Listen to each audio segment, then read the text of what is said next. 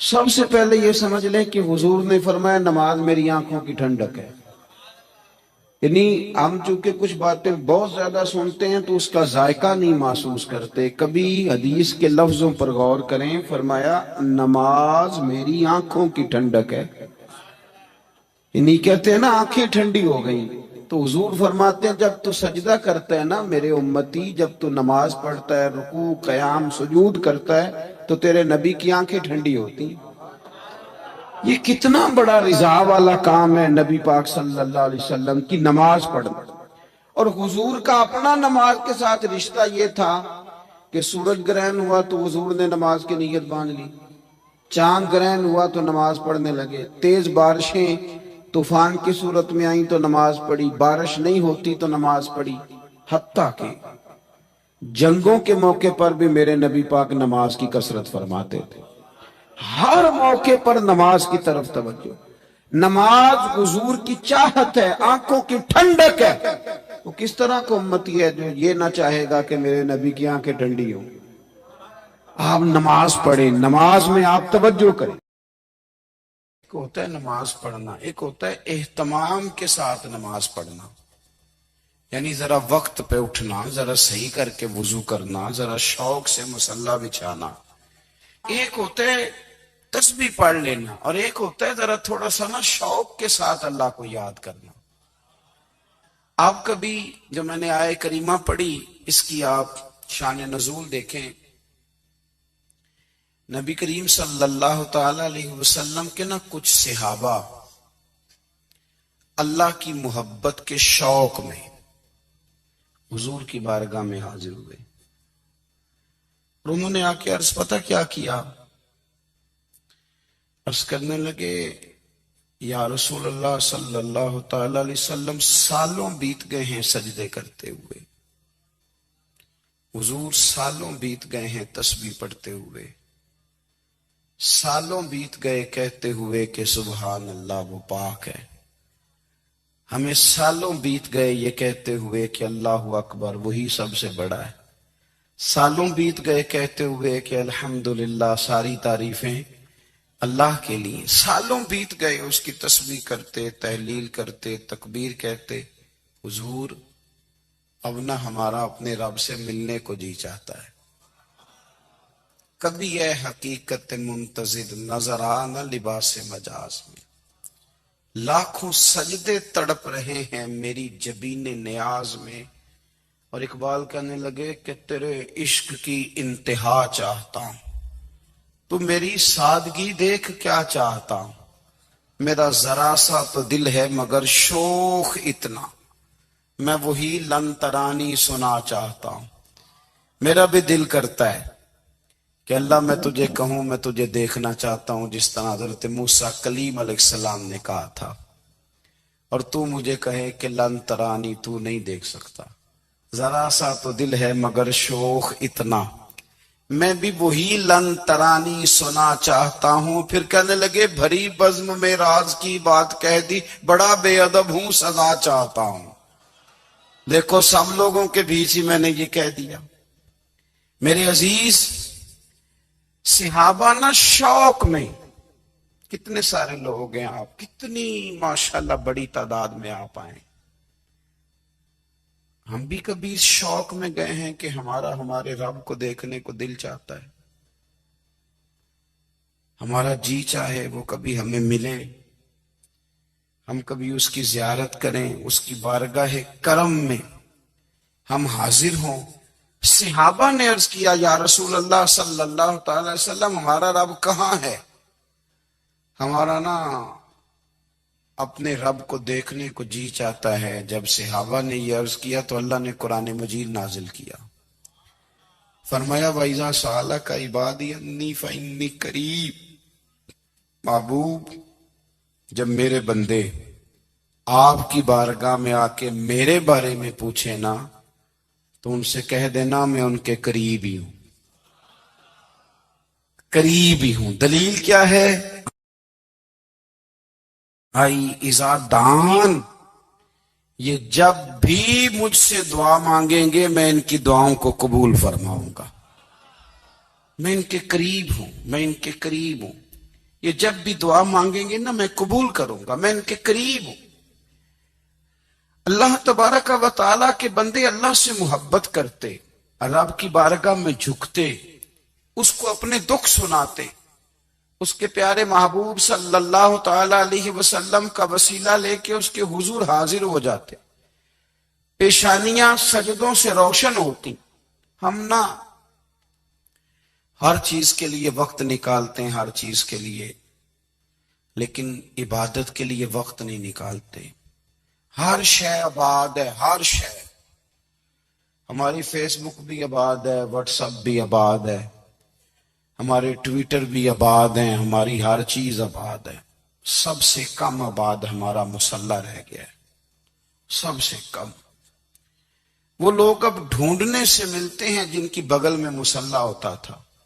میرے بھائی، آپ کتنا کو دنیا کے پیچھے بھاگو گے تھکا دے گی، کتنا دولت کے پیچھے بھاگو گے تھکا دے گی۔ آپ جب اپنی زندگی میں جمع تفریق کرو گے نا تو مرتے وقت احساس ہوگا کہ سارا کچھ تو لوگوں کے لیے کیا، اپنے لیے تو کر ہی کچھ نہیں سکے۔ اور ہم عبادت کے معاملے میں بہانے بازی بھی کرتے ہیں۔ ہم کہتے ہیں اوہو رزق کمانا بھی تو عبادت ہی ہے نا، تو میں حلال روزی کے لیے جا رہا ہوں، یہ بھی تو عبادت ہے نا۔ میری طرح کے لوگ کہہ دیتے ہیں کہ میں سویرے اٹھ کے مدرسے میں کچھ اسباق دیکھتا ہوں تو یہ بھی تو عبادت ہے، میں بیان کرنے کے لیے مطالعہ کرتا ہوں تو یہ بھی تو عبادت ہے نا، اتنے لمبے سفر کر کے ملک میں دنیا میں گھومتا ہوں تو یہ بھی تو میں عبادت ہی کر رہا ہوں۔ اب اسپیشل نفلوں کے لیے وقت کس طرح نکلے، اسپیشل کر کے تسبیح میں کیسے چلاؤں، میں سارا کچھ ہم بہانے بنا لیتے ہیں نا۔ میرا سوال یہ ہے کہ یہ ساری باتیں صحابہ کو، نبی کریم کو، دیگر لوگوں کو بھی تو پتہ تھی نا، لیکن آپ غور تو کریں، 23 سال حضور کو وقت ملا، مختصر وقت ظاہراً تبلیغ کرنے کے لیے، پوری دنیا میں دین بھی پھیلانا ہے۔ گھر میں 11 ازواج ہیں، 4 بیٹیاں ہیں، ان کی اولادیں، سارے کام کاج بھی دیکھنے ہیں، لیکن سیدہ طیبہ طاہرہ حضرت عائشہ صدیقہ رضی اللہ تعالیٰ عنہ فرماتی ہیں سارا دن تبلیغ کرتے، ہر غلام کے دکھ سنتے، گھر میں آتے تو اپنے گھر والوں کا خیال کرتے، کام میں ہمارا ہاتھ بٹاتے۔ قربان جاؤں، کہتی ہیں زمانہ سارا سو جاتا لیکن آمنہ کے لال مصلی بچھا لیتے۔ دنیا سو گئی، ساری سب سو گئے، جو خدام تھے، وہ جو غلام تھے وہ سو گئے۔ صحیح مسلم میں لفظ ملیں گے، سیدہ پاک فرماتی ہیں او میرے نبی کے غلاموں، میں نے یہ رنگ بھی دیکھا ہے کہ حضور نے اتنا کھڑے رہے، اتنا قیام کیا، اتنا قیام کیا کہ مقدس پیروں میں ورم آ گئے، سوج گئے پیر، اتنے بڑے۔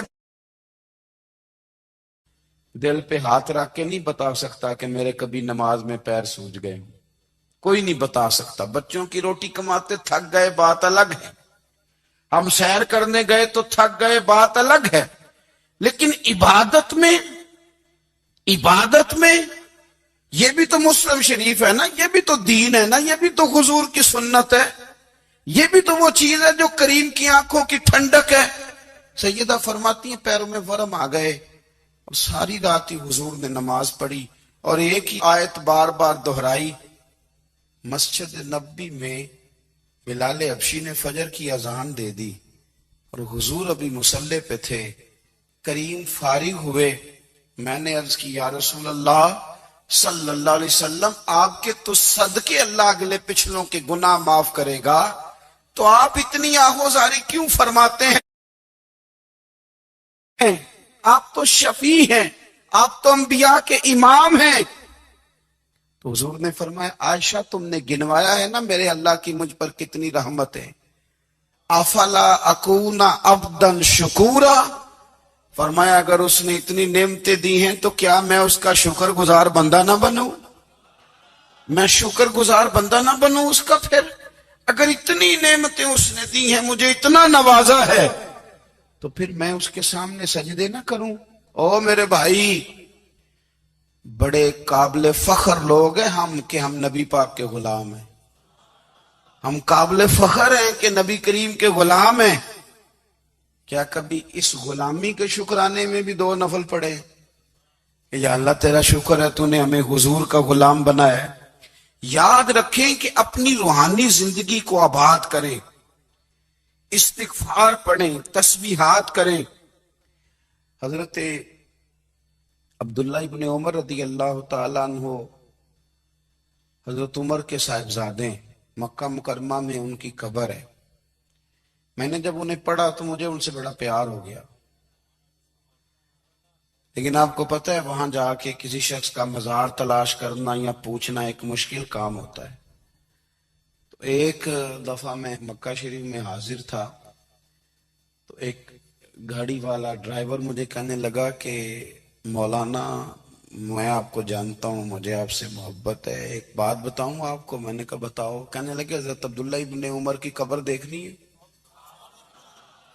میں نے کہا یہ تو نہیں کہہ رہا، یہ کسی نے بندوبست کرایا ہے، یہ اللہ نے تیرے دل میں بات ڈالی ہے، یہ ہو گیا تو لے چل مجھے.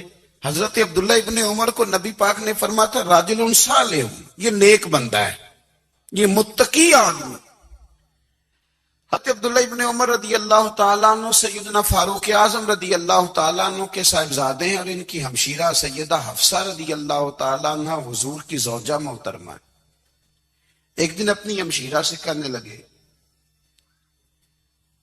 کہ نبی کریم صلی اللہ تعالیٰ علیہ وسلم گھر میں آئے نا، اور اگر حضور غم امت میں پریشان نہ ہوں، طبیعت کو حشاش بشاش دیکھو تو ذرا پوچھنا تو صحیح حضور کا میرے بارے میں کیا خیال ہے، پوچھنا تو صحیح کہ کریم کی بارگاہ میں میرا کیا مقام ہے، میرے بارے میں حضور کیا فرماتے ہیں. اب بہن کو کام بتائے اور بتائے بھی بھائی، اور پھر بہن وہ کام نہ کرے، یہ تاریخ میں ہوتا نہیں. حضرت عمر فاروق رضی اللہ تعالیٰ عنہ کی صاحبزادی ام المومنین رضی اللہ تعالیٰ عنہ فرماتی ہیں کہ میں تو بس منتظر تھی. انہوں نے تو کہا تھا نا کہ اگر تم حشاش بشاش دیکھو تو بات کرنا، لیکن حضور تشریف لائے، میری باری تھی، میرے گھر تشریف لائے، کھانا پیش کیا تو فوراً میں نے عرض کی حضور ایک بات پوچھنی تھی. تو حضور نے فرمایا پوچھئے. میں نے عرض کی حضور میرے بھائی عبداللہ ابن عمر کے بارے میں آپ کا کیا خیال ہے؟ نوجوانوں میری بات پہ غور کرنا، میرے بھائی کے بارے میں آپ کا کیا خیال ہے؟ تو نبی کریم صلی اللہ تعالی علیہ وآلہ وسلم نے میری طرف دیکھا اور پھر حضور زیر لب تھوڑا مسکرائے. اور بریلی کے امام کہتے ہیں کہ حضور مسکرا دیتے تھے نا تو جو بڑا دکھی ہوتا تھا وہ بھی ہنس پڑتا تھا. اب سوال پیدا ہوتا تھا کہ پھر تو اس مسکراہٹ کے لیے انتظار کرنا پڑتا ہوگا کئی مہینے کے حضور مسکرائیں تو رونے والے ہنسیں. تو اعلیٰ حضرت فرماتے نہیں، انتظار نہیں کرنا پڑتا، یہ مسکراتے رہنا تو حضور کی عادت ہے. جس کی تسکین سے روتے ہوئے ہنس پڑے اس تبسم کی عادت پہ لاکھوں سلام. یعنی یہ تو عادت ہے حضور کی مسکراتے رہنا، اس کے لیے انتظار نہیں کرنا پڑتا. بھائیو آپ خیال رکھیں گے، غور کریں گے. حضرت عبداللہ ابن عمر رضی اللہ تعالیٰ عنہ کے بارے میں پوچھا تو سیدہ فرماتی ہیں کہ نبی کریم صلی اللہ تعالیٰ علیہ وسلم نہ زیر لب مسکرائے اور فرمایا حفصہ تیرا بھائی ہے تو اچھا، لیکن میں نے سنا ہے کہ عشاء کی نماز پڑھتا ہے تو فجر تک سویا ہی رہتا ہے. او نوجوانوں، 10 بجے تک سونے کی بات نہیں ہوئی، 9 بجے تک سونے کی بات نہیں ہوئی، 11 بجے اٹھنے کی بات نہیں. حضور فرمانے لگے میں نے سنا ہے کہ عشاء کی نماز پڑھ کے سو جاتا ہے اور فجر تک سویا ہی رہتا ہے، اسے چاہیے کہ تہجد کے وقت اٹھا کرے، اللہ کی بارگاہ میں حاضر ہوا کرے، آہوزاری کرے، سجدے کرے، عبادت کرے. اٹھتا ہے اور فجر میں جا کے اٹھتا ہے. حضرت جناب حفصہ رضی اللہ تعالیٰ عنہ کہتی ہے میں نے جناب عبداللہ ابن عمر کو پیغام دیا اور میں نے کہا میرے جوان بھائی سن. نبی پاک نے فرمایا ہے تو اچھا پر تہجد میں نہیں اٹھتا، نفل نہیں پڑھتا. او میری ملت کے جوانوں، مزہ نہیں آ جاتا جب ساری دنیا سوئی ہو، ساری دنیا، اور بستر بھی گرم ہو اور نیند بھی پورا غلبہ کر رہی ہو، اور اچانک گھنٹی بجے دماغ میں، آنکھ کھلے، گھڑی پہ نظر پڑے، 3:30 4 بجے کا پیغام گھڑی بتائے، اور کوئی چڑھتی جوانی والا اٹھ کے وضو کرے، اور جب وہ مصلی کھول کے بچھائے تو مدینے والے محبوب کہتے ہیں کہ ہر نماز پہ رب ثواب دیتا ہے، اور جو اٹھ کے تہجد کی نماز پڑھے اسے دیکھ کے تو رب مسکراتا ہے، جو اس کی شان کے لائق ہے، جو اس کی شان کے لائق، وہ مسکراتا ہے، خوش ہوتا ہے کہ میرا بندہ تہجد میں اٹھ گیا، وہ مسکراتا ہے۔ کاش ہماری صبحیں کبھی اپنے مالک کے نام ہو جائیں، کاش کے صبح حضرت ابو الحسن رحمت اللہ تعالی علیہ حضرت معاذ ابن جبل رضی اللہ تعالیٰ عنہ کے پاس بیٹھا کرتے تھے، فرماتے ہیں ان سے جو پیار بڑھا تو پھر میرا مصلی سے بھی بڑھ گیا۔ تابعین فرماتے ہیں صحابی رسول سے محبت ہوئی تو ذکر سے بھی ہو گئی، پھر درود شریف سے بھی ہو گئی، محبت ان سے بڑھی تو پھر اللہ نے مسجد کا پیار بھی بڑھا دیا۔ آپ فرماتے ہیں کہ میری ہر وقت بھی یہ چاہتی تھی کہ بس اللہ اللہ کروں، بس اللہ اللہ کروں، بس نہ میں ذرا تھوڑی جان چھڑاؤں لوگوں سے، کوئی 10 منٹ ملیں تو میں کوئی 4 نفل پڑھ لوں، میں تھوڑا سا نہ بچوں لوگوں سے، اور مجھے تسبیح ملے تو میں نہ کچھ 400-500 دفعہ استغفار پڑھوں، سبحان اللہ، الحمدللہ، اللہ اکبر، لا حول ولا قوت الا باللہ، میں نہ تسبیحات پڑھوں۔ فرماتے ہیں کہ بچے تھے گھر میں 6-7، غربت تھی، کام ملتا کوئی نہیں تھا، اور میں کام چور نہیں تھا، کام ڈھونڈتا تھا، پر اللہ کی قدرت کے کام نہیں ملتا تھا۔ فرماتے ہیں کہ میں نے ایک دن اپنی اہلیہ سے کہا کہ آج میں پھر جاتا ہوں کام ڈھونڈنے، تو میری بیوی بڑی فرما بردار تھی، پر اس دن نہ غربت کے ہاتھوں تنگ آ کے کہنے لگی آج نانا کوئی تو چیز لے کے آیا، تو مجھ سے بچوں کی بھوک نہیں دیکھی جاتی، یہ سب روگاں دا روگ محمد جس دا نام غریبی، کنڈ بلا کے لنگ جاندے نہیں دوست یار قریبی، آج نہ کچھ لے کے آیا تو میں بچے لے کے چلی جاؤں گی۔ شیخ فرماتے ہیں کہ میں بڑا پریشان گھر سے نکلا، پر میں نے صبح سے لے کے زور تک کام ڈھونڈا، کام ملا کوئی نہیں، تو میرے دل میں خیال آیا چلو کام نہیں ملتا تو اللہ اللہ تو کرے نا، چلو بندوں کی مزدوری نہیں ملتی تو رب کریم کی عبادت ہی کرتے ہیں۔ فرماتے ہیں کہ میں نے نا فرات کے پانی سے وضو کیا، نہر کے، شدید دھوپ تھی، ساتھ ریت تھی اور ریت تپ رہی تھی، میں نے اپنا رومال وہیں مصلی کے طور پر بچھا لیا، اور فرماتے ہیں کہ زور سے لے کر عصر تک نماز پڑھی، دھوپ بھی پورے زور پہ، پر میرے سجدے کا ذوق بھی پورے زور پہ۔ فرماتے ہیں سورج بھی چمک رہا ہے اور رب کی عبادت کا ذوق بھی پورے زور پہ، میں سجدہ کروں تو پھر میرا اٹھانے کو جی نہ چاہے۔ میرے استاد لکھا کرتے تھے، یہ ان کا شعر ہے، وہ کہا کرتے تھے مجھے سوز دے، مجھے ساز دے، اور مجھے نیم شب کا نیاز دے، دم سجدہ خود کو میں توڑ دوں، مجھے ایسا ذوق نماز دے، اور میں تیری بہار کا پھول ہوں، میں کھلا بھی ہوں تو تیرے لیے، مجھے میری شاخ سے توڑ لے، مجھے اپنی زلف کا ناز دے۔ بھائی فرماتے ہیں کہ عصر تک میں نے نفل پڑھے، دل ڈھلنے لگا، عصر کی نماز پڑھی اور میں وہاں سے چلا۔ اب میں جب نکلنے لگا تو دل میں خیال آیا کہ چھوٹی چھوٹی دیواریں ہیں گھر کی، بغیر کچھ لیے جاؤں گا تو بیوی دور سے دیکھے گی تو شور کرے گی کہ پھر خالی ہاتھ آ گیا ہے۔ کہتے میں نے اپنے اسی رومال میں جس پہ میں نے نماز پڑھی تھی نا، رومال میں کی آخی دے پنجابی جی صافہ، کہتے ہیں اسی میں نا میں نے کچھ ریت بھر لی کہ وہ دور سے دیکھے گی تو سمجھے گی کچھ لے کے آیا ہے، چلو جا کے اسے بتا دوں گا کہ آج پھر مزدوری نہیں ملی۔ کہتے ہیں وہ ریت لے کر جب میں گھر میں گیا تو پہلے بیوی دروازے پہ کھڑی ہوتی تھی، پوچھتی تھی خالی ہاتھ آ گئے ہو؟ آج میں نے دیکھا تو ہے ہی کوئی نہیں۔ فرماتے میں اندر داخل ہوا، سلام لی، ایک کونے میں میں نے وہ رومال رکھ دیا اور میں نے آواز دی کہ بھلی مانس کہاں ہو؟ تو وہ کہنے لگی آپ منہ ہاتھ دھو لیں، میں روٹی لے کے آئی۔ میں نے کہا روٹی کہاں سے آ گئی؟ یہاں تو کئی دنوں کے فاقے ہیں، تو کئی دنوں کی غربت ہے، یہاں تو اس گھر میں تو فقیری ہے۔ فرماتے ہیں کہ وہ روٹی لے کے آئی اور اس وقت کی جو موجودہ نعمتیں تھی، سمجھ لیں سلاد، اچار، ہر چیز ساتھ لائی۔ میں نے کہا کہ بچے کہاں گئے؟ کہنے لگی وہ کھانا کھا کے کھیلنے گئے، آپ کھانا کھا لیں آ جاتے۔ کھانا اس نے چن دیا۔ میں نے حیرت انگیز لہجے میں ساری نعمتیں اپنے دسترخوان پہ دیکھ کر کے بیوی سے پوچھا یہ کہاں سے آیا کھانا؟ بچوں کو تو نے کہاں سے کھانا کھلایا؟ یہ سارا کچھ کیسا ہے؟ تو کہنے لگی پتہ نہیں آج آپ کس کریم کی مزدوری کرنے چلے گئے تھے، پتہ نہیں کس کریم کی، میرے گھر میں تو اتنی نعمتیں آئی ہیں کہ مجھ سے سنبھالی نہیں جا رہی، اتنا اناج ہے، اتنا گندم ہے، کس کریم کے دروازے آج چلے گئے تھے؟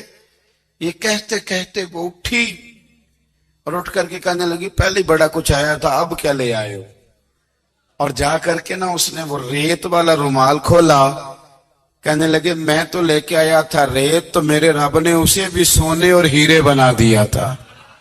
جب آپ کی توجہ اللہ کی جانب، میرے نبی پاک صلی اللہ تعالی علیہ وسلم نے فرمایا ہر چیز اپنے رب سے مانگ، ہر چیز مانگ، ہر چیز مانگ۔ یا رسول اللہ کیا کچھ؟ میرے محبوب نے فرمایا تیرے گھر میں نمک بھی ختم ہو جائے تو وہ بھی اپنے رب سے مانگا کر، تو مانگنا وہ تجھے دے گا، تو اس کی بارگاہ میں کشکول طلب دراز تو کرنا۔ اور ترمذی شریف میں عجیب لفظ ہے، رسول کائنات نے فرمایا، رب کریم فرماتا ہے جب میرا بندہ ہاتھ اٹھاتا ہے نا تو مجھے حیا آتی ہے کہ میں خالی کیسے لوٹا دوں اس کے۔